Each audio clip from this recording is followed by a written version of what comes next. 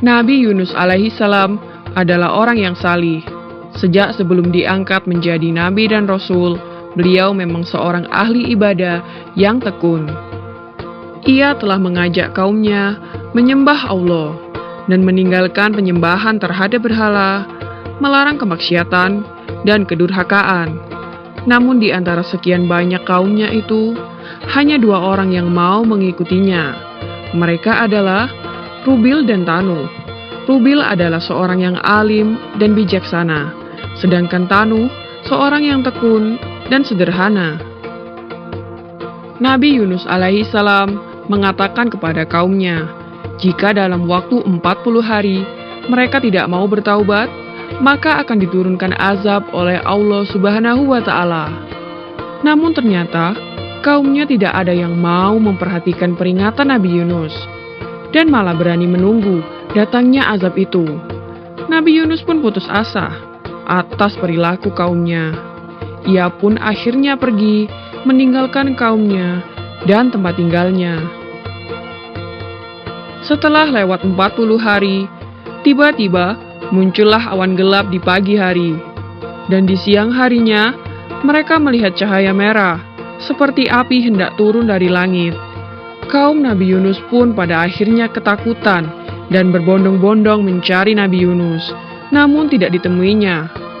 Lalu mereka bertaubat dan menjalankan ajaran Nabi Yunus, dan azab Allah Subhanahu wa Ta'ala tidak jadi diturunkan. Nabi Yunus alaihi salam tidak tahu harus pergi kemana. Ia pun akhirnya tiba di tepi laut dan menumpang pada sebuah kapal.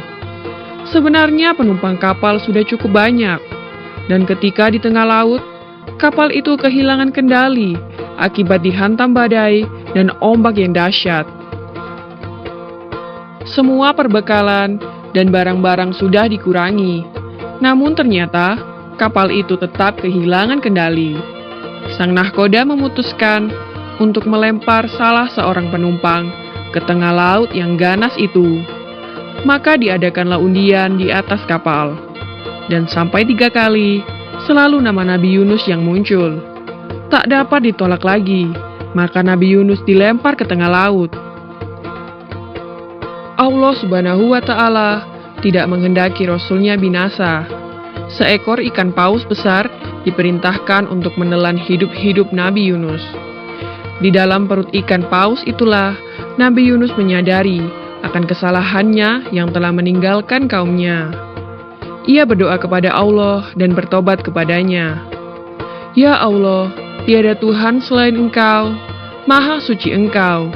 Sesungguhnya aku telah menganiaya diriku sendiri, dan aku termasuk golongan orang yang zalim. Doa Nabi Yunus di dalam perut ikan paus. Atas kesungguhannya dalam berdoa dan bertaubat, maka dengan rahmat Allah Subhanahu wa Ta'ala, Nabi Yunus dikeluarkan dari perut ikan paus. Ia pun terdampar di tepi pantai dalam keadaan yang sakit dan lemah. Setelah Allah mengembalikan kekuatan dan kesehatannya, ia segera kembali ke kaumnya. Tak disangka, ternyata kaumnya itu nampak menyambut kedatangannya dengan gembira. Lebih dari 100.000 orang telah diseru Nabi Yunus untuk menyembah Allah, dan karena kaumnya taat dan bersedia diajak beribadah kepada Allah, maka Allah pun memberikan kelapangan, kemakmuran, dan ketentraman hidup untuk Nabi Yunus alaihi salam dan kaumnya. Demikian kisah Nabi Yunus yang ditelan ikan paus. Semoga kisah ini dapat mempertebal iman kita kepada Allah Subhanahu wa Ta'ala. Amin ya Rabbal Alamin.